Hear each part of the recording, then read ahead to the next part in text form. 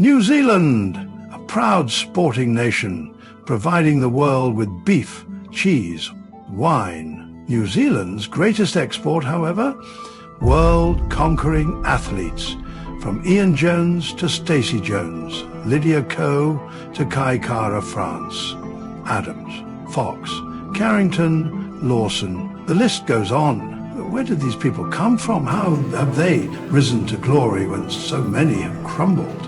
And what happens when they join the stage of two washed-up has-beens on a Tuesday night in Kingsland? My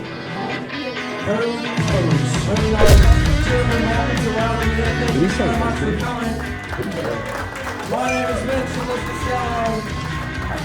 Welcome to the best Wednesday around. Hey, we are proudly sponsored by our friends at Spates, the TAB, Scopic and Shaw, so thank you to all of them. Jello, we've had a big week, haven't we? We have, man. Oh, the energy's down a little bit. Your tooth, what's going on? I'm actually getting my tooth removed tomorrow. I'm actually in 8 out of 10 pain right now. But you know, we fight through for our you lovely people. The show goes on. You know what makes it better? It's Spates, actually, Jello. A lovely Spates.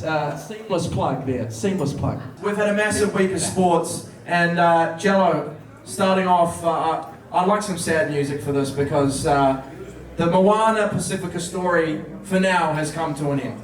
It has for now, mate. It has for now. It was a season that it was almost too good to be true. They've been building slowly. I think they'll get there one day. Not today. Yeah, so unfortunately I believe Artie leaves next year, which is obviously huge for them. He seemed to, they all sort of, got around him and Tana. They brought a new sort of era to this Moana team and they were fearsome. You know, they played a lot of expensive footy. It was fun to watch, and I'm actually a little bit gutted. It's Blues night tonight, so I shouldn't be gassing them up too much, you know. But look, Moana have added a lot to Super Rugby this year, and it is a shame to see them go. It is, mate. That's the difference with Super Rugby this year. There's been these little storylines that we could grab hold of and kind of ride throughout the season. I'm sure there's still plenty more to love, though. But in better news, our Warriors, ladies and gentlemen. How about them? How about them? I'm sick of them. Look, Jello, I'm sick of them, and I'll tell you why. My heart rate got up to 161 in that game. I've been tracking it. Excuse me, Matthew. I have the data to support this, all right? I have the data to support this. 161 or thereabouts, according to Matthew. But look, Jello, 36-30. We cannot hold on to a lead to save ourselves. Well, we held on to this one. It is closer, but you know what I like, Mitch, is that even though the games are close, we seem to be in control. I never felt like we were going to lose that game, did you? I did. I definitely did. I mean, I was having flashbacks to that Cowboys game, you know, a similar scoreline, we get up by 18. But, you know, there's some great signs. You know, Chance had a really, really good game, 342 metres. He looked active around the ruck. Wado was looking for opportunities, but we're seeming to win these ugly ones, bro, and I'm loving where the club is at, you know. I joke about not enjoying it, but we're third on the ladder, second equal if you really want to go about it. Points differential of 5, which I have a problem with. But look, I can't remember the last time we were in a position like this, so might have been 02 and 03 that we're in a similar position. Yeah, and again, you know, we seem to be in control of these games, and it's the other teams that are having to come up with the miracles. However, at what cost? At what cost did this win? Luke Metcalf, let's talk about him for a second. Leading the Dally M standings, absolutely incredible on attack. I think my Nana could kick goals better than him. But you know what? It's lucky he can score tries because he can't convert them. But hey, 4 points adds up quicker than 2. Is that the same? I mean, look, I'll take it. I'll bloody take it.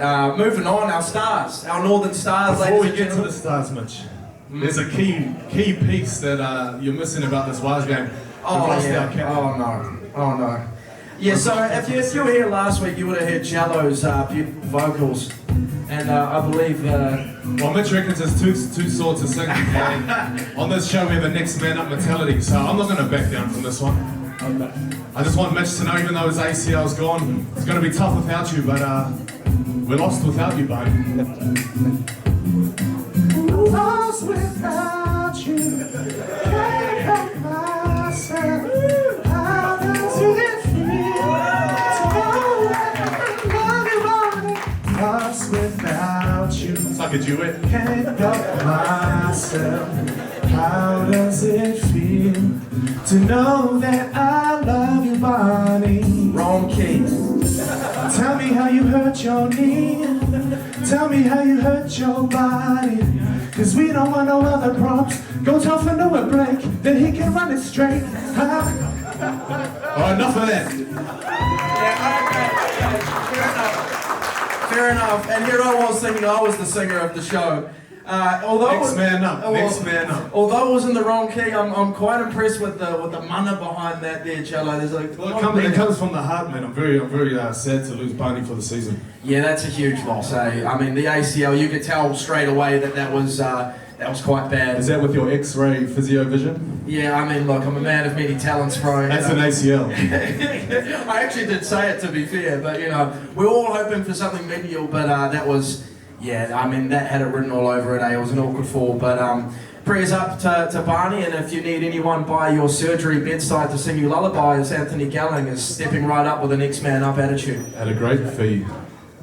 Yeah, don't know if you're going to get that, but moving on, the Northern Stars, our new team, the Northern Stars here. I watched the game against the White Bot Magic Jello, and it was a frustrating one. They seemed to turn the ball over just whenever they were starting to claw it back. And the Magic were too clinical. Tui, their shooter, I think she missed 2 out of 46. So yeah, it's pretty hard to turn that around when you're not holding on to the ball. But I'm no netball expert, but I am a Stars fan, and that was a tough one to watch. Yeah, a bit of a rocky start to the season. Of course, they beat the Tactics. Was that week 1, week 2? Yes. So that was their one out of 3 now? Game. 1 for 4. 1 for 4, okay. Alright. I did fall in love with their goal shoot. 6'5", I'm 5'8". I don't know how that's going to work out, but Charlie Bell, I see you. Give me a bell. Liam Lawson. He's getting it together. He's scraping it together. He's look. It was a little backwards step. It was a fucking shocker to start the year. It was not good. In the Red Bull seat, he got demoted to Racing Bulls. He managed to get 8th at Monaco, 11th, just missing out on points here at the Spanish Grand Prix. But he's getting a lot of raps as a good teammate. He's basically been holding up everyone behind his other teammate. But he's getting a lot of raps. He's starting to get it together, and I think if he keeps driving like this, Jelly, he's probably going to hold on to his seat, which was pretty questionable a few weeks ago.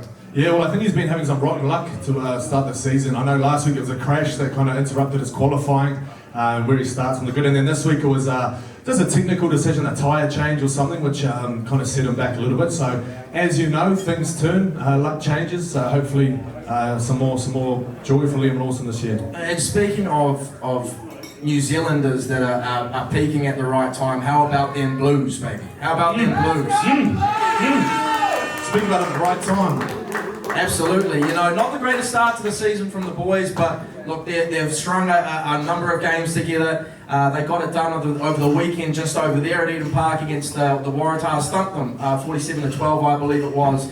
And look, they are a hot team at the right time of year, Jello, and if I'm the Chiefs, I don't want to be playing them next week. Not at all, man, which takes us to our freak of the week. Certified freak 7 days a week.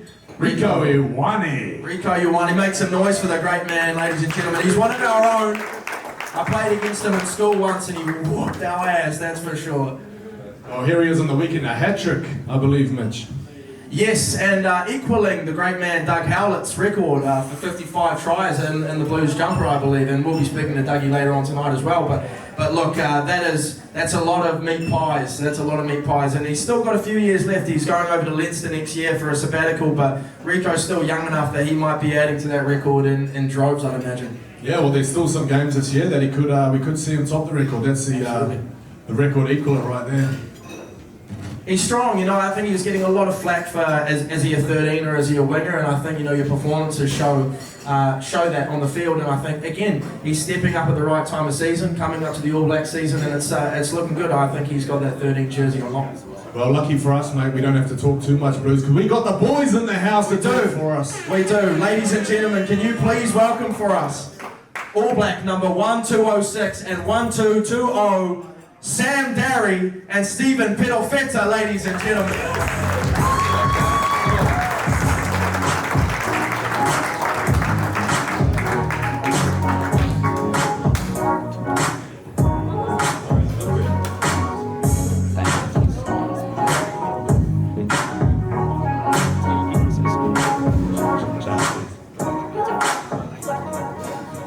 boys, thanks for joining us. As we're alluding to, your boys are peaking at the right time of the season, and it's an exciting time to be a part of the Blues, yeah?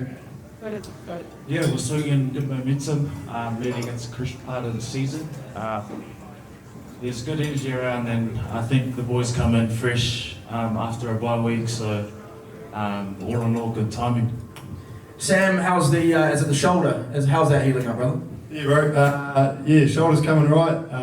Unfortunately, not going to be back this season. Pretty frustrating, as Stevie said, seeing the boys kind of hit their straps at the right time.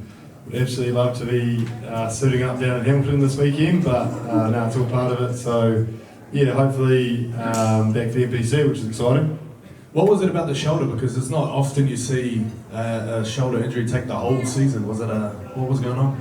No, it was actually a weird one. Like it didn't really seem like much. Like just kind of popped out, but then popped straight back in, and then yeah, saw a few specialists, got a few scans, and then I was under the knife a week later. So pretty frustrating, I won't lie, but yeah, just tried to kind of do a few different things. So I moved in with a few of my schoolmates who are sitting at the back here, and Shout out the boys. Yeah, been enjoying that side of things, and then just getting stuck into some rehab. So, born in Dunedin, raised in Christchurch, how did you become a Blue? I'm pretty sure that's treason down those ways. Yeah, you're not wrong. It took a while to bring the old man around. He was a die-hard Highlander supporter. I think he still might be actually. But no, it was just kind of a combination of a few things. Leon had just come in, I think, maybe the year before, and you know, I'd seen what they were kind of trying to build, and obviously down in Christchurch they had the likes of Sam Whitelock, Scott Barrett, Luke Romano, a few others, and then up here they saw some good players, like Paddy was there obviously, but I don't know, just saw an opportunity to get out of Christchurch and move up to the big city, and yeah, loved it.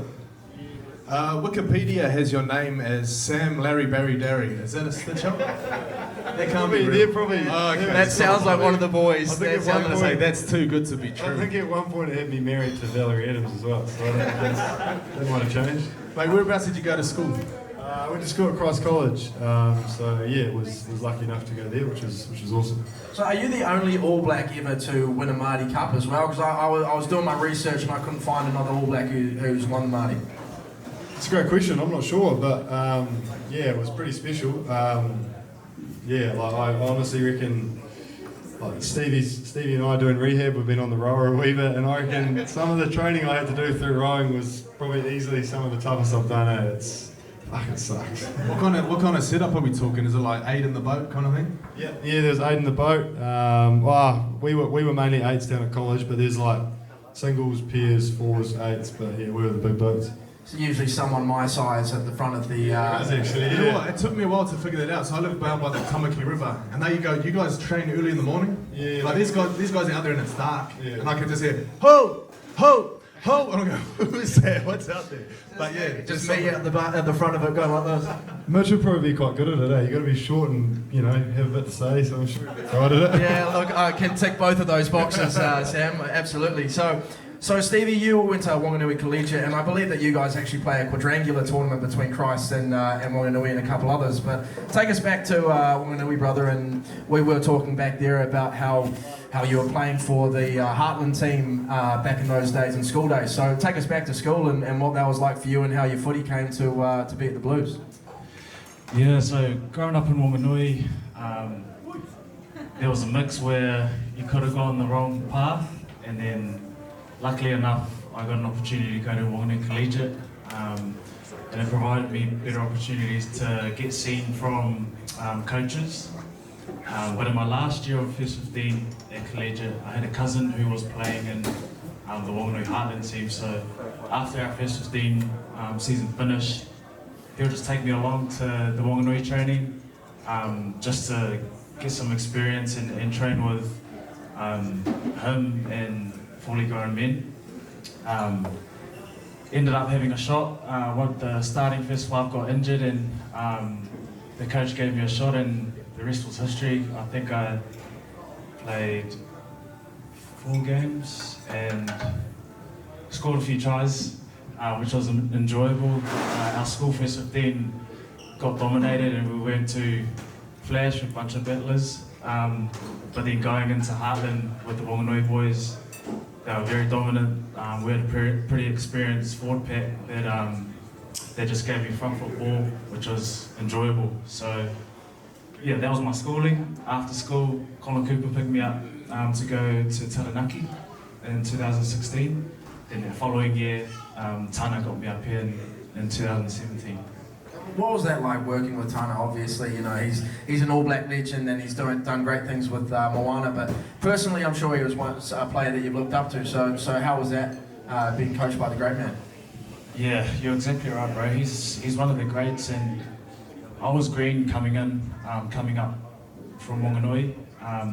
In 2017 when I debuted, like, I'd just rock up and play on a Saturday, don't do as much like preview or reviewing as I do now, but it was fresh and there was a lot to learn from me. But Tana's guidance and the way he was able to mentor me almost and just give me an opportunity, because it wasn't all roses and flowers, you know, because I still think back and I know I had, you know, some shocking games, but under his trust and I guess guidance, I was able to learn a lot under him, and I have a lot of time for him.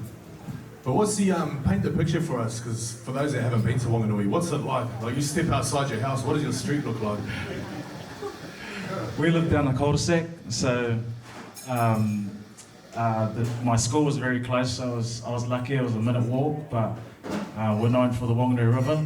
It's the dirtiest river, I think, in New Zealand. Shout out. And yeah, a couple of rough beaches, black sand beaches along the west coast, but other than that, actually we got the Jury Hill Tower, which was like, to me, the Auckland Sky Tower of Wanganui. But besides that, there's not much going. We got a picture of you at high school. Can we pull that one up? There he is. Look at the reach on you there. Did you early sprouter? How old are you then? This would have been 2015, and at Quad in Nelson, and this was the year I repeated school for my credits. For the credits or for the rugby? Both. I went to St Kitts. There was a lot of credits being done in the next year. I'll put it that way. It's a semi-professional club, St Kitts. Mate, what was your first car you ever drove? It was a Ford Festiva manual, green little box. Yeah. How about Ford? Does Ford sponsor the Blues now? Do you get a little bit of an upgrade there? No, we have. That's been cut. I That's wish. been cut. Had mine for 6 months and then got taken off me. Oh, you're Wasn't very happy joking. about You're it, joking. So Sam, your mum was the nutritionist for the All Blacks, and you get the call up in San Diego to play against the Fijians, and what's that like having your mum there as you're about to get in the zone? You know, it's your lifelong dream, about to play for the All Blacks, step on that field, and you get to give your mum a hug. What's that like? Take us through that. Honestly, yeah.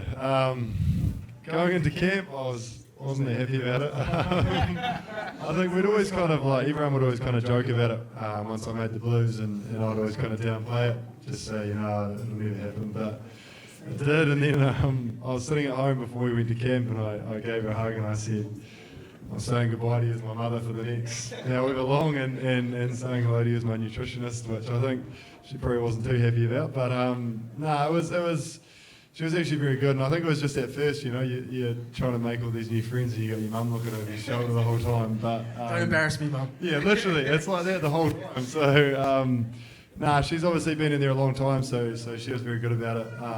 But yeah, running out to play, you're putting the jersey on for the first time, you're shitting yourself, okay. But as you say, we huddle up. Do all of that, and then just as we go run out, getting to give your mum settles everything down, and it's something that I'd say not many people get to do, so it was pretty special. Well, that game in particular, thanks to our friends at Scotland, we can actually have a look at your first try, debut try for the All Blacks. Try too. Finding McKenzie. Little jab in behind. Looking to recover it. Does so beautifully. If it goes to Bodenberg. Now the chase is off. Here's Talia coming across. Oh boy! Sam Darry on debut. He had Cody Taylor, Sam Big Darry. Cody Taylor wanted it, but I don't think it was his name. No, sir. I mean, That's the Matthew one. said it all. Bullfire, let's go, all right. So I got a question. So when that ball bounces the first time, where are you in the chase? Because not mate. many locks are you on halfway? I was so far back, and that's the thing is like everyone's like, "Fuck, you've done so well. Like you've done so well to get there." I was like, "Bro, the ball's bounced like 3 times. If I was any good, I'd be up there on the first one." But no, I guess sometimes the ball bounces your way.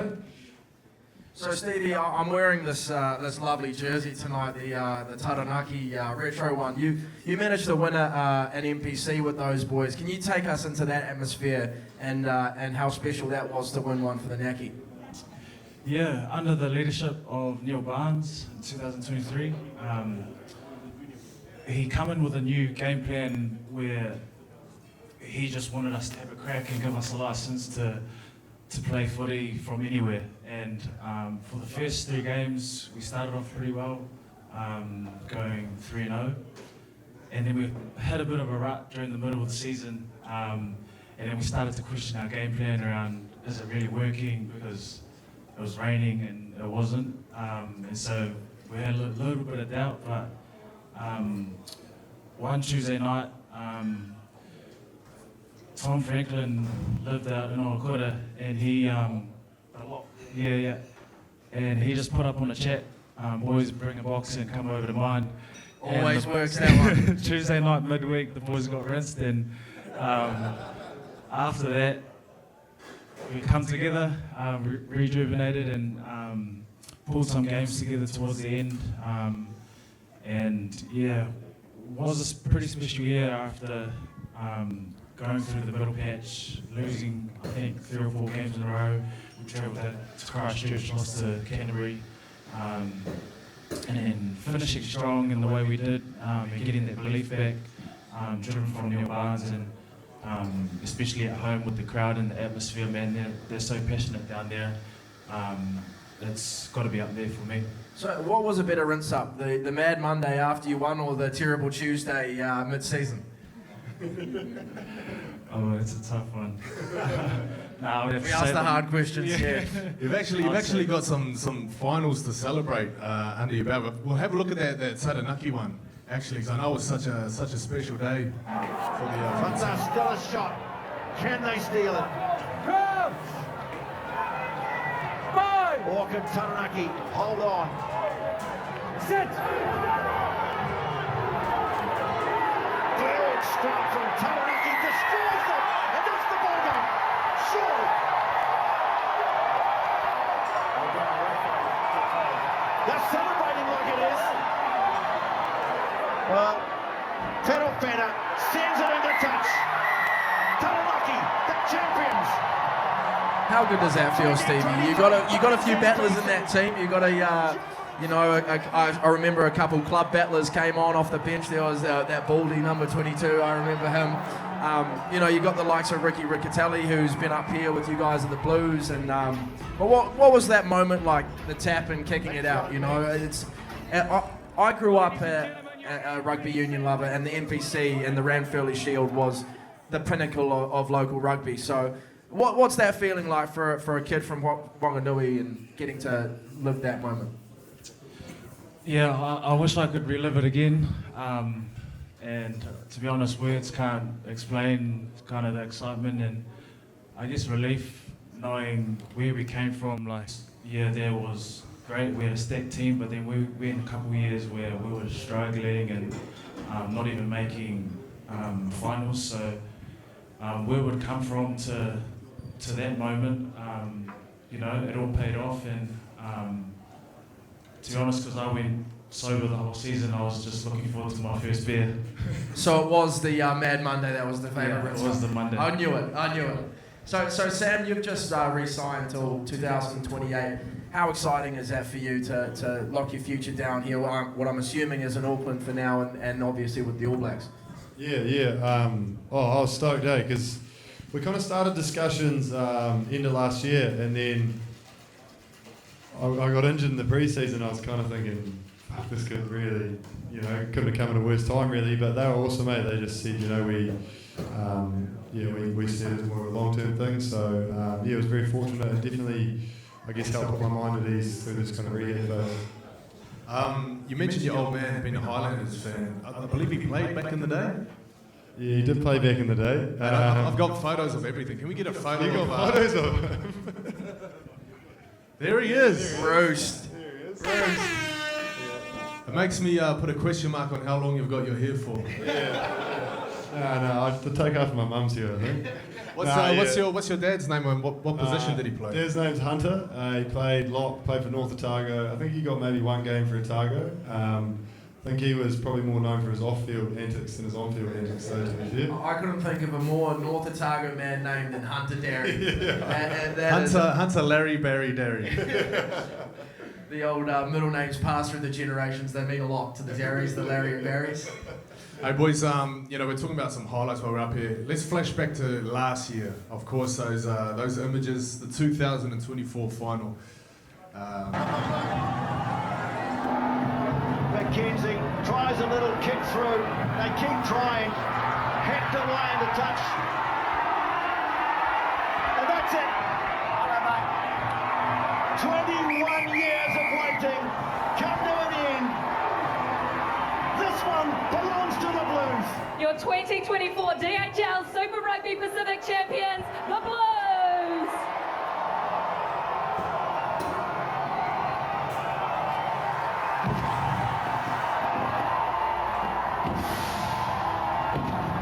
I love to see it.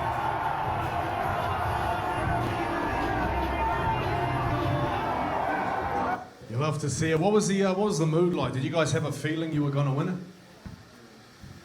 Oh, I reckon we did. We'd had an awesome year, but at the same time, the last kind of 3 to 4 years we'd been pretty successful. Like we had that home final in 22. Went down to Christchurch the year after, lost the semi, and yeah, it kind of felt like it was our time. We'd kind of had our fair share of times getting close, but not quite there. And I guess everything just lined up for us. It was pissing down with rain, which couldn't have suited us more. And it was an awesome night. So one more before you fellas go. Obviously, your teammate Cameron Sorfor has been going through his health battle, and it seems to have reignited a spark in the team. So obviously he's one of your mates and someone you go to battle with every week. And tell us about how that's inspired the boys. And he's gotten over it once, and God willing he's going to get over it again. But tell us about how he's inspired this unit, especially at the right end of the season. Yeah, he's an incredible man. Like you wouldn't know that all of this year he's been battling this. Like he played games, turned up at trainings, would go about his day-to-day life without ever letting on that this is what he was going through. As you say, he's dealt with it before, and it was the exact same. Like he just gets on with it, and he goes home and has to deal with all this, but he kind of leaves it all at the door when he comes to training. And he is, it's honestly tough to put into words what he's going through, how he's dealing with it, what he means to us as a team. He turned up at the game on Saturday, and he was pretty unwell, but he just, it was our last home game, wanted to come and watch, and I don't know, what do you got to say, Stevie? I think for me it certainly puts things into perspective, and tomorrow's never a given. The blessings we have and the gift we have of playing rugby is something I'll never take for granted, and seeing Cam the way he is, as much as I don't want to make it that way, but it makes me realise how lucky we are. So I think for us as a team, it's just another massive motivation seeing him like that and getting the job done from him. So obviously a massive game for the fellas this weekend. take us through what's going on in camp right now. What's the feeling on ground for the boys? Do they believe? Because it looks like there's a lot of belief that's built up over these last 6-7 weeks, and like we're saying, I don't think anyone wants to play the Blues. So take us into this game this weekend. Yeah, I reckon we certainly believe. Like we played them round 1, I think it was, and I think we went down by 1 or 2 points. Mark had a try that was pretty unluckily held up, and then we went down there mid-year, had a kick that hit the post. So, we, as you saw in the weekend, we've got a lot of guys who have kind of been there before and done that. We had them in the final last year. By no means is it going to be easy. We've got to turn up and we've got to, do a lot of things right. But there's definitely the belief within the group. We've worked bloody hard to I guess, right the ship and just make it into the playoffs. So I guess anything now is just a bonus. Well, it must be hard knowing that you won't be out there this season. Stevie, there's still a chance, perhaps, if they go deep into here, that we could see you back out there. Yes, very hopeful. All going well if we go deep into finals, that I could make a return, but seeing it's been reoccurring for the last 12 months, pretty much with my calf.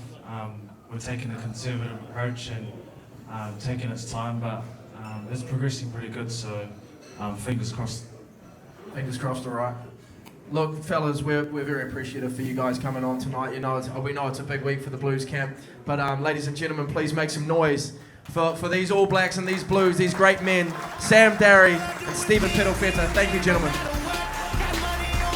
All right, well, it's my great honour to bring up a very dear friend of the show. It's his second time here. He's not as tall as Sam Darry, he's closer. Ladies and gentlemen, Keegan Govind. Hello everybody, how you doing? Make some noise for yourselves, you made it out tonight. The air is electric. There's a very rugby union crowd. You guys are very tame in here. And that's after a win. I think Warriors fans are still in the cells right now from the weekend. How you doing? I'm a stand-up comedian. I'm up here to just kill some time while these guys are switching things around. Make some noise if you've been to a comedy show before. All right, for those of you who haven't, make some noise if you've laughed before. Yeah, on 3, give me a biggest, fakest laugh. You ready? 1, 2, 3. You nailed it, everybody. That's your job. I'm just going to be up here and just tell a couple gags to you guys. If you find them funny, just let it out. If you don't find them funny, just laugh at me. All right? Is that all right with you guys? Yes, sir. Yeah. All right, so that's one fan over there. Hello, sir. Thank you for coming out. I don't want to start this on a bad note, but on the way here, I got a speeding ticket. 101 Ks. And 1. In a Wilson car park. In reverse. Thank you. All right. Lucky I didn't start with my best joke. This guy can't even look at me, so it's the same. I got here early. I was standing at the front, and people started queuing up in front of me and handing me their tickets. So it's all right. I don't know if it's because I'm a brown dude or because I have the physique of a clenched fist. I hate it. I want to be one of those good-looking brown guys, like Dwayne "The Rock" Johnson from the Fast and Furious. I'm close to The Rock from Rock, Paper, Scissors. Thank you. There was something there. All right. These are some new jokes, so just please take it easy on me. Don't fucking throw anything. We've got some kids here as well. I'll try and keep it as clean as possible. Are you guys a cats or dogs crowd? Make some noise for cats. Yeah, cats. Dog people make some noise. Yeah. That always happens when I ask crowds. Did you notice that the people act like the animal? Did you see that? I'm like, cat people make some noise. They're in the back like, yes. Oh, yeah. And then you're like, oh yeah, dog people make some noise. Dog people, oh yeah. Oh yeah. Shut the hell up, dog people. Just relax, sit, My mate's a dog person, and I think dog people do this weird thing where you think your dog is the first dog ever that can talk. The dog will be like, and they're like, oh, sorry, that means he likes you. You know why that doesn't make sense? Because the dog never says anything bad, right? The dog's never like, and they're like, oh, sorry, he thinks Brian Tamaki has a few good points. Okay. Like I said, they're new, everybody, so take it easy. I went to a funeral the other day, and at the funeral they had the song they had for the funeral was a real popular song. It's that Robbie Williams, that angels and through it all. about that one? Yeah. And which is a very sad and emotional song, but it's also a song that I like to listen to often. So now I'm pissed off at the person who died because now every time I hear that song, I'm going to think about them, right? So I don't want my friends and family to forget about me too quickly. So at my funeral, I'm thinking about having songs that people are going to hear all the time, you know? Could you imagine my casket's just there, my supermodel wife, play along, is there, and she's grieving, and then you just hear 1, 2, 3. Happy birthday to you. And once a year, my friends just have to think about me. I just have a DJ there just playing things that they're going to hear all the time. They're always going to start remembering me again, you know? Imagine that, everyone just crying at my funeral, then you just hear, unexpected item in bagging area. My friends are at the grocery store, they're just like, he was such a good guy. Okay, something there. Good crowd. Before we continue on, has anyone seen my neck?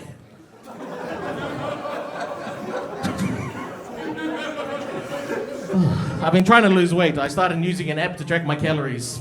It's called Uber Eats. I think it's good having a neck like this in case I get captured by Al-Qaeda. You know, what's the worst that's going to happen? You know, they'll be like, Abdullah, we have good news and bad news. The good news, we've captured the infidel. The bad news is, we cannot behead him. Okay, that needs some work. You see what I'm saying there? I like to be choked in bed, but with this neck, it's going to take a threesome. I'm just showing up to orgies like, all right, keys in the bowl, everyone link arms. Cover the ears. Oh, sorry, kids. Sorry. We got some kids here. Hello, kid. Hello. You look young. I'm so young, my mum still buys me underwear. I don't know if you have this, but like I'm old enough where I'm doing adult things, but it's like kind of crossing over, like when I'm doing adult. I had a situation, right, like where I'm going out on dates and stuff, and then this date was going well. She was pulling down my pants, and then she saw my underwear. But because I'm wearing the underwear my mum bought me, I'm not getting the reaction I want, right? The reaction you want when a girl sees your underwear is, woo! The reaction I get when a girl sees my underwear that my mum bought is, woo! Lives in a pineapple under the sea. She's like, is that a little Squidward nose hanging out the front? I said, no, this is a Krusty Krab. I went to the doctor recently, and doctors, I don't know if you have this. When you have an appointment at the doctor, do you spend all the time waiting, Googling all your symptoms? That's what I do, right? Like if I'm waiting to see the doctor, I sit there and I like Google all my symptoms. So by the time I actually see the doctor, I'm like the leading expert in my field. The doctor, I go into the appointment eventually, and the doctor's like, hey, so what can I do for you today? And I'm like, you might want to take a seat for this. It's very bad. It's all right. I'll end on this one. I'm from West Auckland, so I grew up with a lot of white people. I used to love going to white people. Thank you. That's my ride home. And I used to go to a lot of. My favorite thing was white people parties. They're always the best, you know. You don't have to take your shoes off at the door. The parents would drink with us, handing out shots. The mums would get wasted and come over and say something creepy to me like, "I dated a Polynesian once." I would say like, thanks, Donna. The shit thing was wake up the next day with a text from a random number that would say something like, hey, Connor lost his wallet last night. Someone may have accidentally taken it. If you could return it, there'll be no questions asked. So I checked with all my white mates. I'd be like, hey, did you guys get a text? They were like, no. I was the only person who got the text. And like, it's like, I find it funny now, but when it would happen, it was weird because like, you know, you look like this, you got a bunch of white mates growing up, you kind of learn to like, put in like a little bit extra effort to come off like good person and fit in, and then this will happen, like, it's confusing. I think because like, you feel like a victim, but you're being treated like a suspect. So I returned the wallet with $20 less. Check me out on Instagram at Keegan Govind. Have a good night, everybody. Thank you for coming out. Back to your host. Make some noise for Keegan Govind, everyone. All right, ladies and gentlemen, now it's time for our next guest. This man has played 63 tests for the All Blacks. He scored 49 tries, In his day, he could run a 10.97 100 metres. He's our greatest try scorer of all time. He's laughing at that. Maybe that's not true. Ladies and gentlemen, please make some noise for the great man, Doug Howlett.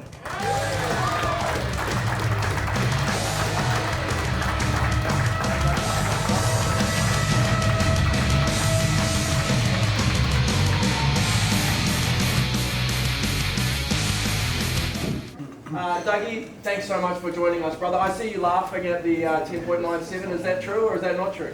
It was a little quicker than that, but look, it's in the 10s, so there we go. What was your PB? A 10.67. 10.67. Yeah, So about that. where did that put you in terms of New Zealand level? That must have been right up there. Oh, no, I was cleaned out by the athletes. Yeah. But in terms of rugby, it was fast. Yeah, 100%. So our greatest ever try scorer, bro, 49 tries, I believe, and 63 tests. That's quite a strike rate. But you had an amazing backline there working with you, along with your time at the Blues as well. We're back. How good. So you obviously had an incredible backline, but take us through some of those moments back in the black jersey. So you're saying I just had to catch the ball and put it down? Yeah. Look. Thanks for joining us, Doug Howlett. Yeah, no, I did. I had a wonderful All Black team that I came into. And if I go back to my first introduction into All Blacks rugby, I was named as a winger alongside Jeff Wilson, Tanu Umanga, and Jonah Lomu. Wow. You know, and then myself. Wow. You know, so I was pinching myself from day one, saying, "Wow, what am I doing here?" And speaking of day one, bro, you came into rugby at a time where it had just gone professional, and basically all those who had gone before you hadn't experienced what this new atmosphere was like. So take us back to the mid-late 90s, where it was, you know, fever pitch, and what was it like back in the day? You started off with the Highlanders, you went to the Canes, and then obviously ended up winning some titles at the Blues. But take us back to that time where it was a new thing, professional rugby. Yeah, look, I was really grateful for crossing over from amateur into professional. That amateur ethos, that the Zinzans, the Fitzies, my club mates at Auckland Marist gave to me about being a sports person, being thankful, as Stevie was saying earlier, about the opportunity that we have to do what we do. Beyond that, amateur days were playing for Auckland, post-game. There was a spa pool there. We'd jump in a spa pool, we'd have a six-pack before we had to leave the changing room. And modern medicine tells us now that there's nothing worse you can do for your body is hot water and alcohol. So I was thankful to have those experiences, but now it's far more professional. Ice baths and protein shakes, and it's all about recovery. I believe they call that putting calluses on the body. Hey, Dougie, let's go right back, mate. Where were you born? Where did you grow up? Yeah, I was born in Auckland and grew up in Mount Roskill with my folks, who actually are still in the same street where I grew up. Everything around them has changed, but Mum and Dad weren't moving their place, and that's where I grew up. Yeah, tell us about Roskill there, because you a 70s baby? Yes. Yeah. Okay, this is something we like to do on the show. We always like to play the number one song when you were born. So Rocky's the man, he knows every song. Rocky, what was the song back in, what are we talking here, 78? 78, number one song from 78.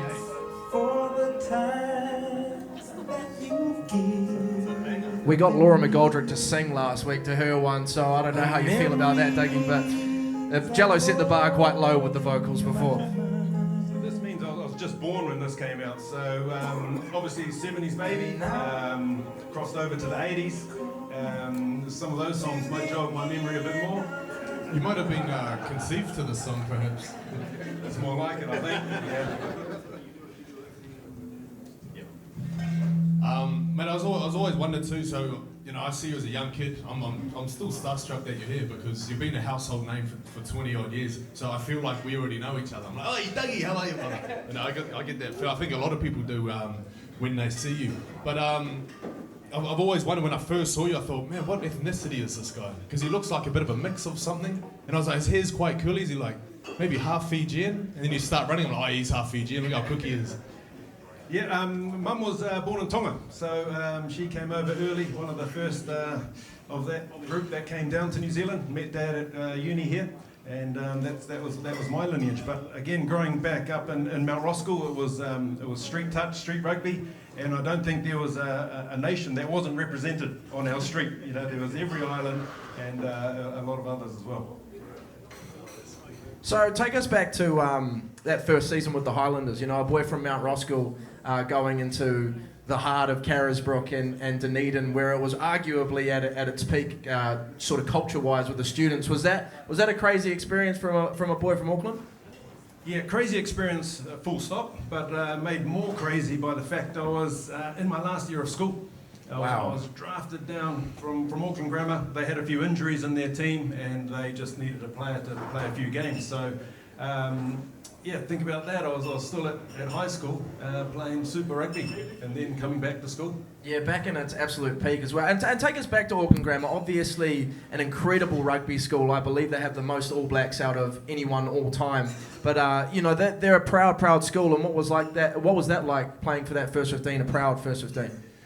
Well, I actually grew up playing rugby league just down the road here at Man Albert Lions. So I was another proud club from a league family. Initially, I had a brother that played 200 NRL games. He ended up playing in Europe, playing rugby league, and that was my pathway until I went to Auckland Grammar, where headmaster at the time, John Graham, swiftly called me into the office and said, "Look, you're not at this school to play rugby league," and I turned over and started playing rugby. Was there ever an offer from league clubs along your pathway?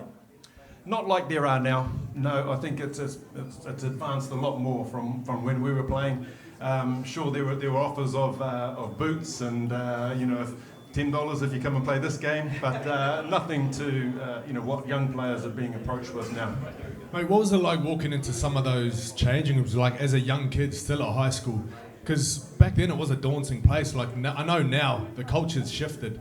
Players are a lot more welcoming. But back then it's like a real hierarchy within teams. Yeah, there was, and look, there was. You certainly knew your place. Coming into an environment, and you think of the characters that were around at the time. Immediately you think of Zinzan and Fitzy and Robin and Oliver Brown and Craig Dowd, the established crew. Who set the standard really high. I think there was an expectation that you meet that before you even got spoken to. So, that made all of us coming into the environment that much better because we didn't want to let down, these legends that had welcomed us into the team. So, look, there's an element that I liked about it, but also there were pieces there where a big arm around the shoulder would have also helped my development.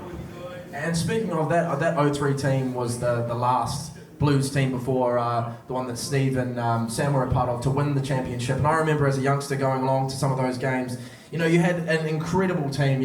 Maybe a couple of those Innies and Fitzies had been gone by then, but you had the likes of Rupini Thauthaun and Booker in his absolute prime, where he was an absolute excitement machine alongside yourself. And then you had Joe Rokothoko on the bench, and it was an exciting time for rugby, but Carlos running the cutter, it was really globetrotter rugby, the sort of style you guys played.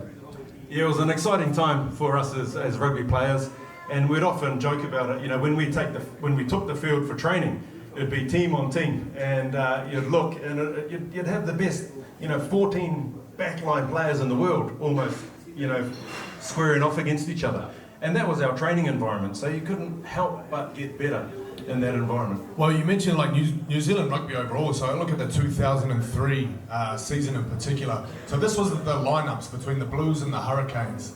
The team was here, not sure if everyone can see it. But you look at that is stacked, that is unbelievable. And the Hurricanes as well. I mean, I believe you spent some time with the Hurricanes. Not many people remember that. Yeah, look, that's I guess... Here he is.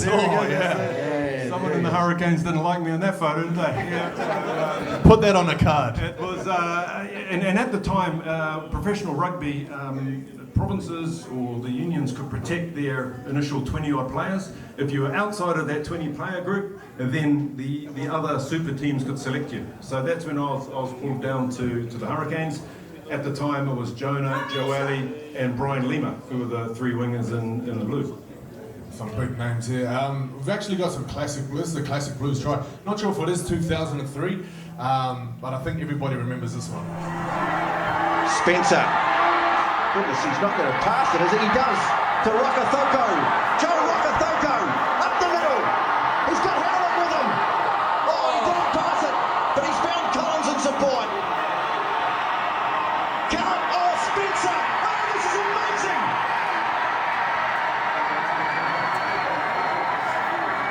Carlos Spencer twists the knife in the in-goal area.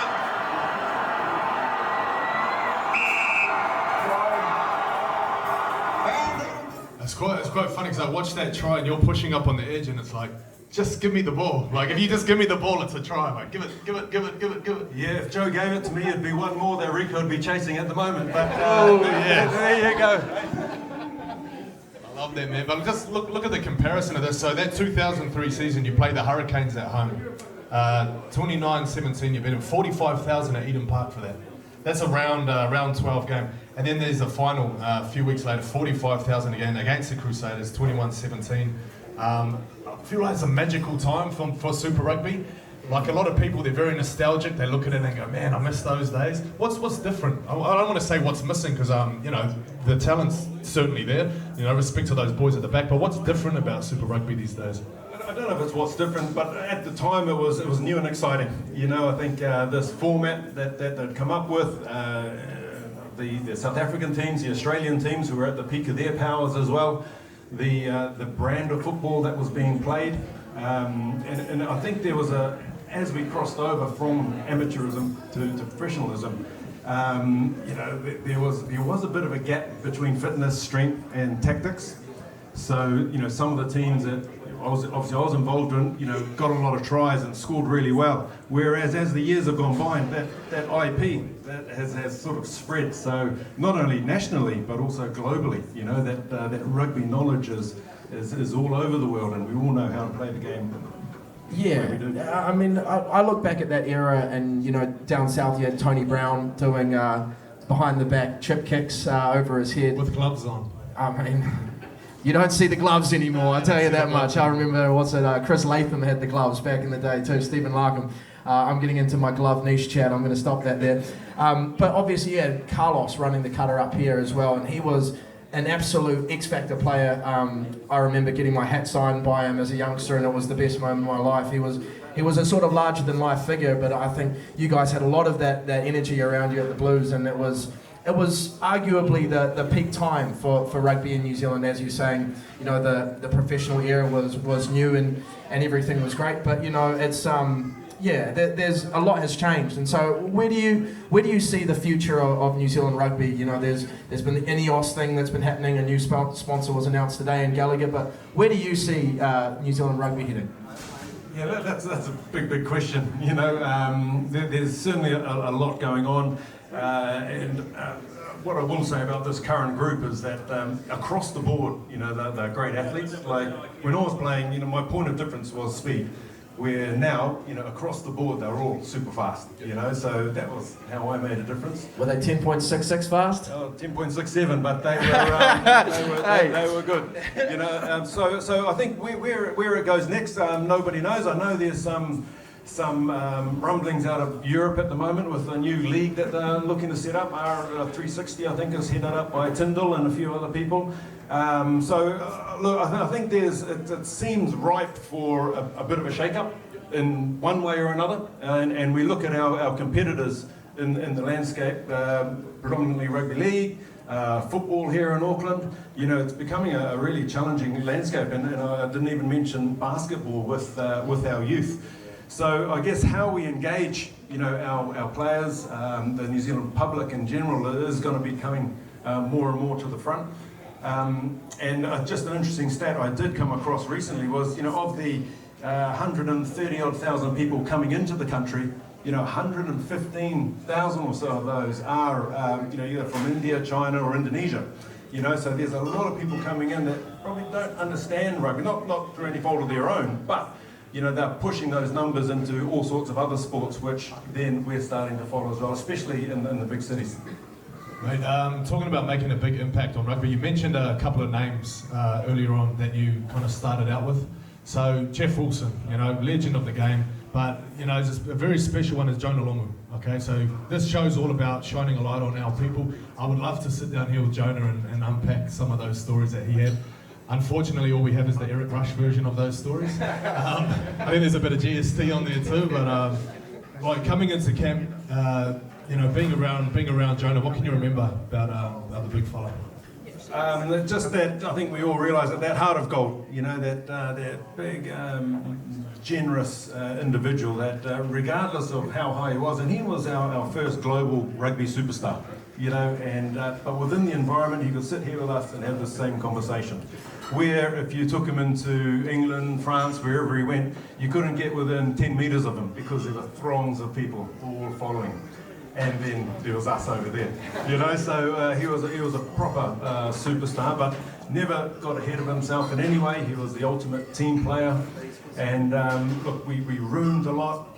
We had, you know, some wonderful memories together. And one I will shed light on was he was into his music and car sound systems and these types of things.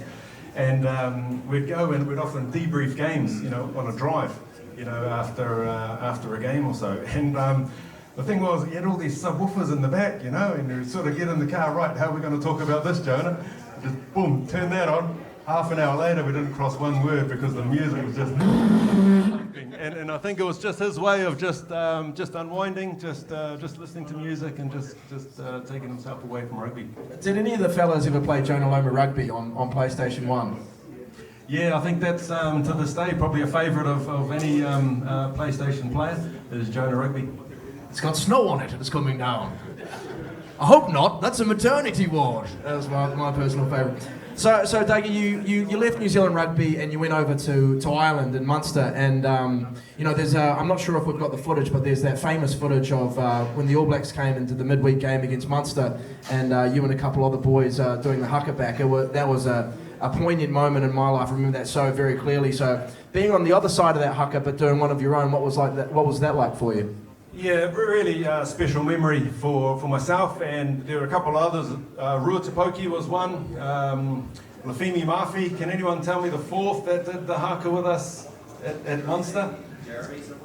Jeremy Manning. Yep, that was it. Yeah, so he was from Nelson. So and Lafimi Mafi, I think he was a Taranaki boy as well. Lovably nicknamed in Ireland Larry Murphy because they couldn't pronounce Lafimi. So. Yeah, we've got. You asked if we have the footage. Of course we do. Well, they're stepping out. It is something unique. It is something special. Enjoy this moment.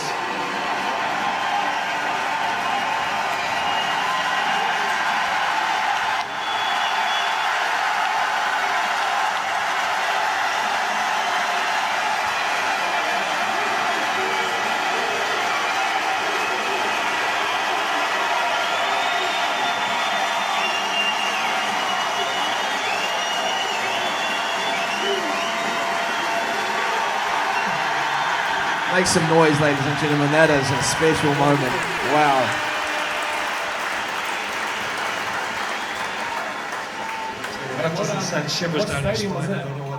That's in Thurman Park in Limerick. That's our home ground as Munster. How many seats in that? Was it a big place? 28,000. 28,000, but they make a racket. It's a purpose-built rugby stadium. You know, the stadium goes right up alongside of the field. But just watching that there, it just reminded me of the noise performing that haka. I was just performing, just saying, I hope I'm in time because I can't see you and I can't hear you. You know, it was that noisy. And then on the flip side, when the All Blacks did the haka, the ultimate respect was dead silent. And it was really, really powerful. What was the decision? You know, the All Blacks are coming to town. Is it like, well, what are we going to do, boys? We've got to do something. Yeah, well, I think because there were four of us, you know, four Kiwis, we sort of took it upon ourselves, and how are we going to make this special? How are we going to welcome, you know, the All Blacks? A really, really special occasion. The last time the All Blacks actually came to Limerick, they beat the All Blacks in 1978. So the year when you were born. And I was reminded about it every day when I was there. But we decided, you know, we'd go about it and make it really special and try and we asked the Irish boys if they'd join us and perform the haka, you know, and No fucking chance. it was a bit that way, you know. Let's not piss them off anymore, they were saying to us, you know. So why don't you guys just do it? And the ultimate respect was they just stood behind us. So yeah, really special. So I've been lucky enough to play a few shows in Ireland, and some of my favourite memories of my entire life are after the show. I met up with a couple of the Irish rugby boys, Caitlin Doris, Hugo Keenan, James Lowe, and Jamo, and basically we had this massive lock-in in this pub called the Celt in Dublin Central, and I wanted to know how many pub lock-ins that you had over your 11 years in Munster with those boys, because their culture is something special, eh? Yeah, it is, and I must say I'm thankful again for my amateur era, where I was able to build up a little bit of tolerance, because look, the lads certainly enjoy themselves, but at the same time they're the ultimate professionals when need be, but they do enjoy themselves when as Stevie said, when there's something to celebrate. So after your career in Munster, you stayed on there as a corporate officer, and obviously the European game and the Irish game has grown on leaps and bounds in that period. So tell us what it was like to be on the other side of the rugby operation and being involved on the corporate side of things. Look, I had 12 years living in Ireland altogether, so I had 5 playing and then another 7 living and working. So it was really eye-opening actually working in the rugby and sporting environment, where so often they were looking over the fence looking at what we're doing here. You know, what are the All Blacks doing? What are the Blues doing? What are the provinces doing? How are they generating money? Where actually, just naturally where they are and the markets that they hold, they're doing so much well themselves, and I think they're starting to realise that it's, there is a bit of money running around in Europe, and you know how they're engaging sponsors, how they're engaging their communities. You saw the crowd there is pretty advanced in the way in which they're doing it. And also using the players, you know. And one thing I will say about Ireland is that they're super connected to the community, you know. So all the players are quite touchable because they're my neighbour's uncle's nephew or whatever it may be. You know, there's always a link to the team, and they're always touchable, which builds that community. Mate, 12 years in Munster. What was the family life like there? Like, did you have? Like, tell us about your kids, family. Yeah, well, I went to Ireland with my wife and my small child. It was 6 months, and how old were you then? I was 29. Okay. Yeah, 29, and 12 years later, I came back. I went away as 3, came back as 7. So we had our children up in Ireland. Some would say bad weather, some would say bad TV, but that's where our children were born and raised in an Irish community, which we're really thankful for. So tell us about the Leinster-Munster rivalry. So I believe it was 82,000 at Croke Park this year, and I think Leinster got it done, but obviously Munster seemed to be winning the games that matter. But do you have any memories or ones that stand out, big games against Leinster at Croke Park or back in Munster that were particularly special to you? Well, they're all special, and if you liken it to Blues Crusaders or Blues Chiefs, whatever that may be, and one of the things that stands out in my memory is being in the huddle, in a Munster huddle, preparing to play Leinster. And Leinster are the big city team, you know, so that'd probably be like the Blues, you know, in Ireland, and Munster probably a bit more like the Chiefs, you know, so we'd be in a huddle as a Munster group, and then the talk starts happening around, we're going to do this, we're going to do that to this team, and the conversation was, look, these city boys over there, they get everything laid on for them, they get the cars, they get everything, this is our chance to prove our point.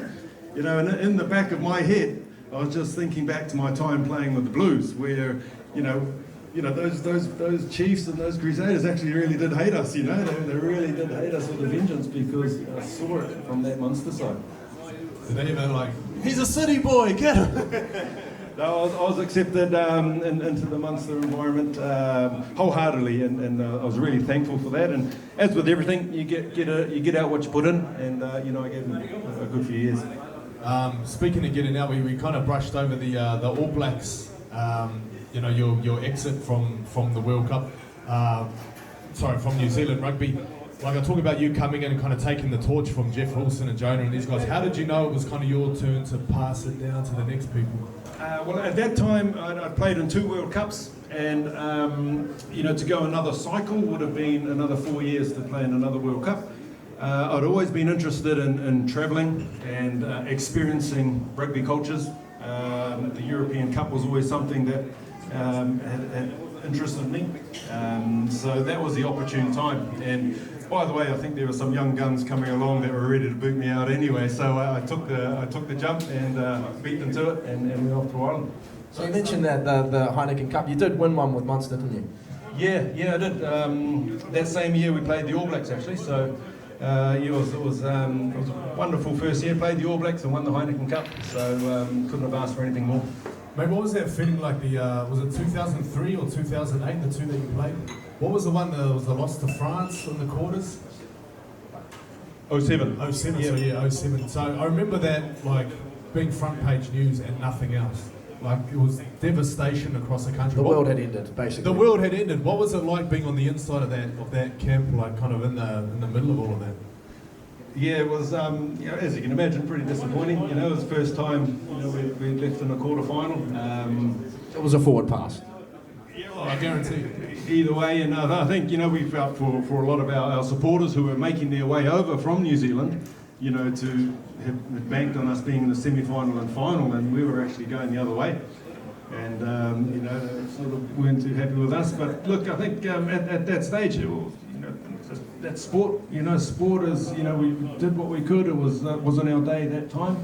I'd like to say we laid the foundations for the next 2 World Cups, but we had our chance and we weren't good enough at the time. I'm keen to know, like in that situation, you come into the changing rooms, who's the first person to speak and what do they say? As you can imagine, it was pretty grim, and after losing the World Cup with a lot of people moving on, all the effort that had gone into it.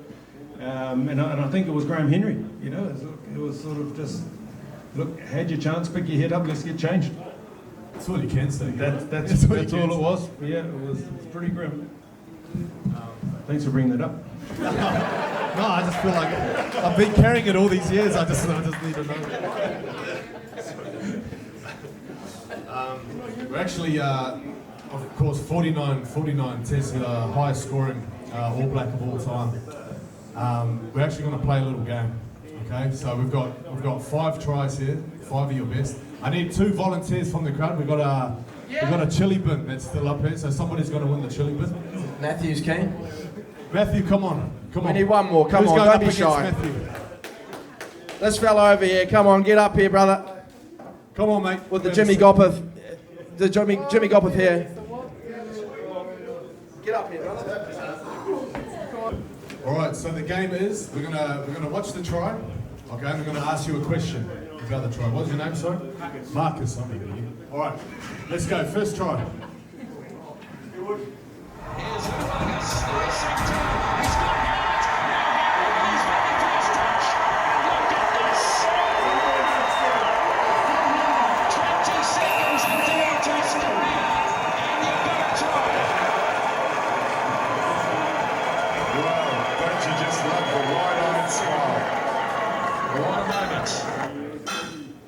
All right, the question is, Marcus, you're going to go first.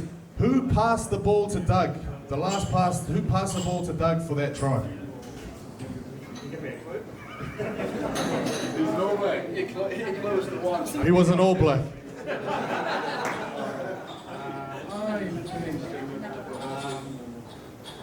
He's in the midfield, maybe. Who's in the midfield?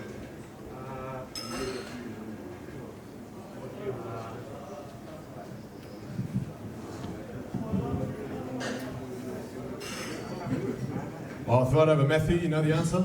Is it Mel's Mulaina? You're both wrong. Let's watch it again. Sets the backs in motion. Here's Umaga, stays centre. He's got out. Tana Umaga was the man. Dougie, you tell us about that try, mate? Yeah, that was actually my very first try for the All Blacks. It may or may not still be a record, but I was only on the field for 13 seconds. And that was my very first try. Pretty special, man. All right, Matthew, you're going to go next. Let's roll the next try. That's right.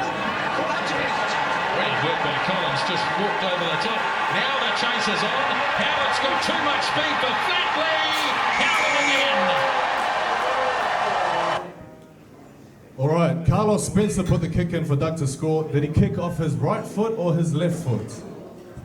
Ooh, that is a 50-50 question right there, Jello. Hey, great statistics, mate.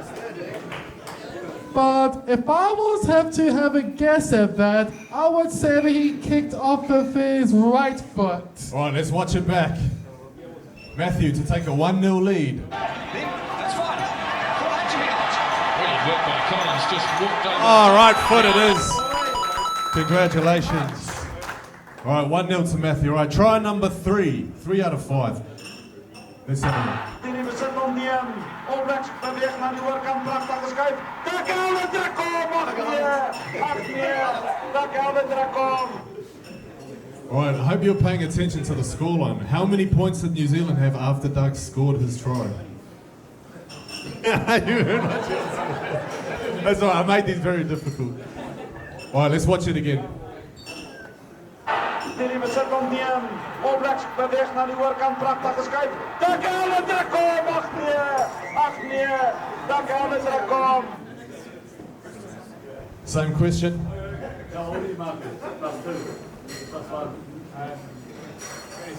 He's got it right! Let's go! Takes our score to 1-1. Okay, what can you remember about that try, mate? Can you give that game some context? I think that was neck and neck, and that might have been the try to win it after sustained pressure. I was lucky enough to put it over. Once again from Carlos and Mills, who, as you said, set me up. Take it to 35-37. What a game. Right, try number 4. Matthew. Through goes Moana. Here's an opportunity straight away. Major with a big sprint coming up. Can he do it? He's looking for Doug Howlett, and the wing is going in. Boy, what a start to the season. What a start to the season. All right, Matthew. What colour jacket was the touch judge wearing? Touch Judge was wearing a white and blue jacket, sir. Oh, okay, let's have a look at the jacket, sir. Give us a look on the replay. Through goes Moana. Here's an opportunity. Oh, yes! Coming up. Can he do it? He's looking for Doug Howlett, and the wing is going in. Boy, what a start to the season. What a start to the season. All right, so you notice that was try number 42 for the All Blacks. All right, so I watched all 49 in preparing this. Mate, I noticed Mills Muliaina might have passed you the ball for maybe 40 of those tries. I am eternally grateful, yeah. Who was quicker? You or Mills, who was quicker? Oh, there's a reason he passed to me. Oh, there it is!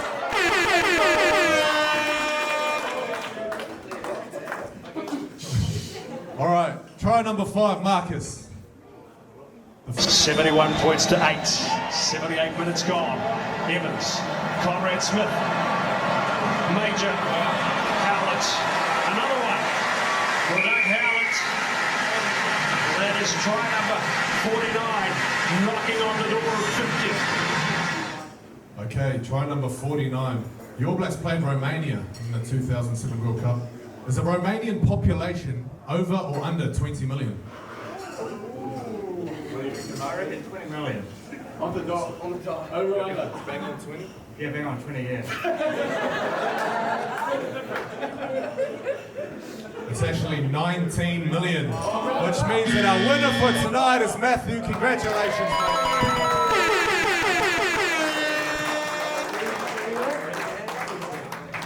Oh, good. Thanks to our mates at Spates for that one. Hey, so Dougie, one last thing before we say goodbye to you. How's your golf game? It never actually took off. It never took off. Yeah, unfortunately, I break that mold. No. So we have a thing where every week with our guest we get out the putting green. We had Wade Egan, who supposedly he plays off a 3. He took 6 putts to get this in. Laura McGoldrick came last week. She cut that in half and got it in 3. So let's see how the Doug Howlett putting goes. He can run a 10.67, but can he putt less than 3?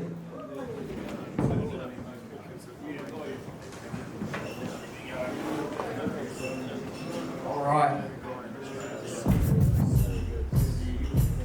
Just put some pressure on him with your awkward silence.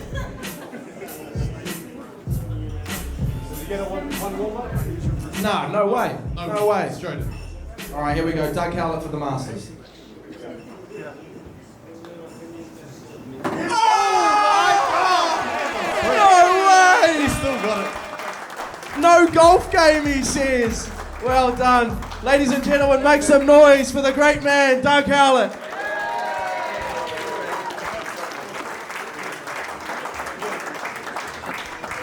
Doesn't play golf, he reckons. Wade Egan playing off a 3, eat your heart out. Unreal. Well, I don't know how you can get better than that, so I think, Doug, you're going to go down forever in the Hall of Fame of our year, because you can't get better than 1. What a man. I mean, some great stories. Ladies and gentlemen, one more time for Doug Howlett. And I'm thinking, where do we go for guests from here? Yeah, and certainly not the putting green, because I think we're a bit fucked now. Time for a new game. Speaking of new games, Shallow, massive weekend of sport coming up here. We've got Auckland City FC, the local amateurs who are playing in the FIFA Club World Cup.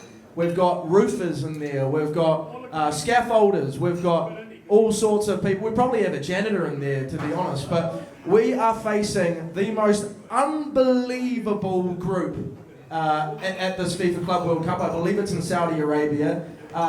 Jello, let's have a look at who they're playing. So I've got some stats here. I believe we have these teams there. Do we have them, Ethan? Also, look, Auckland City are playing Bayern Munich, okay? 6-time UEFA Champions League winners, 34 German leagues. Before last year, they had won 11 German leagues in a row. Okay, does it get any easier? Benfica, oh, okay. 37 Portuguese titles, 2 Champions League titles. Okay, maybe Boca Juniors is a little bit easier. 74 trophies, Jello. And so Auckland City lost a game to a team from Fiji this year. So I don't know how that's going to go for them, but we're behind them. We're behind them 100%, and it's a bit of a conundrum how they qualify. So they qualify through like the Asian South Pacific route. Oceania, yeah. Oceania, yeah. So it's a bit of a dark spot on the football map, but they're in there. Yeah, so Auckland FC in Wellington, because they play in the Australian League, who are under the Asia Football Confederation, they're technically Asian teams, so they don't get to qualify. So the winner of our National League goes to an Oceania tournament. They play Fijian teams, Vanuatuan teams. Look, literally, Maruwe. Shit, okay, yeah, that's the white's coming out of me there. Manurewa. But look, Auckland City, they've got Bayern Munich, Boca Juniors, and Benfica. It's not going to be pretty, I believe, John. We're still behind them all the way, mate. We're also behind these guys. The Waz taking on Shark. Yeah, baby. Massive game this week against the Sharkies, bro. They are a high-powered unit, the Sharks. They've got our old boy Adam Fanua-Blake there. Nico Hines, the flat track bully, as me and my mates like to call him. He's been firing lately as well. Sharkies are a high-powered team, but we've had the rub of the green the last few times at Shark Park. A few famous comebacks, John. Yeah, it's always been very close games the last few years. I started to call Sean Johnson the Shark Slayer. He seems to pull out his best games against the Sharkies. But no, Sharkies were picked to be top 4 team at the start of the year. They're kind of heading that way, so it's a big test for the boys this week. Yeah, absolutely. No Mitch Barnett for the rest of the season, obviously, as we touched on before with your angelic vocals. That's going to be a massive hit. To have James Fisher-Harris, Mitch Barnett as your 1-2 punch, we do take a bit of a hit there, but some of those youngsters, Dimitri Baimonga, Leka Halasima, really stepping up. It's an exciting time for those youngsters and a time for them to shine. 100%. Speaking of 1-2 punch, the Stars, they lost to Waikato last week. They've got to back up and play them again. There's my girl, Charlie Bell. Oh, that's it. 6'5", 5'8". You do the maths. All right, so they've got the Magic rematch this weekend, Jello. So I watched that game, and it was pretty tough to watch. They definitely have it in them, the Stars. but they just seemed to, when it was getting to crunch time, they turned the ball over, and I believe they'll be pretty angry at their performance, so hopefully they can turn that around this week. Yeah, hopefully they can bounce back, and of course the main event this weekend, which is Super Rugby playoffs time. It is indeed. So we've got the Satyrs taking on the Reds. I believe Doug's old coach, Rob Penny, there for a couple of years at Munster. He's coaching the Crusaders. He copped a lot of flack last year. He's doing the job. His son's one of my best mates, so I'm very happy to see him succeed down there. But hopefully not too much, because we have the Chiefs versus our men, the Blues, who, look, as we said to Sam and Steve before, they're peaking at the right time of the year, and I wouldn't want to play them if I was the Chiefs. And this is a talking point, ladies and gentlemen. So if the Chiefs and the Crusaders win, which the Chiefs won't, but let's just go hypothetical here. This third matchup actually doesn't matter. So both of these teams, no matter if they win or lose, if the top two teams win, will go through. So it's effectively a dead rubber finals match, which is, you don't really see that anywhere, and it's probably something that Super Rugby should address in the board meeting next year. But yeah, look, that won't happen though, because the Blues are going to get the job done down there in the Tron against the Chiefs. Amen to that. Big thanks to our guests tonight. Yeah, look, ladies and gentlemen, firstly make some noise for Sam Darry and Stephen Perofeta. Thank you for coming, fellas. Absolute pleasure to have you. You're great up here. And look, obviously one more time for the great man Doug Howlett. Thank you so much. So, ladies and gentlemen, we've got a segment for the TAB from Jello. Yeah, so all those teams that we just mentioned, we're going to take all the Kiwi teams, so we might leave Auckland FC out of this one. So yeah, that might be a multiplier. I reckon they'll be paying 100 to 1. I think that might be a ship sinker, but we're going to take the Waz over the Sharks, we're going to take the Stars over Waikato, we're going to take the Satyrs, the Canes, the Blues, all on the one multi, $100 going on that. Winnings go on the bar tab for next Wednesday. I will be here, Jello. I will be here. So, one more time, ladies and gentlemen, we want to thank our mates at Spates for sponsoring us here tonight. Our friends at Scopic, Shaw, and the mighty New Zealand Warriors and the TAB. Thank you for joining us. We've been our year, and it is our year. Thanks for joining us. Go the Warriors.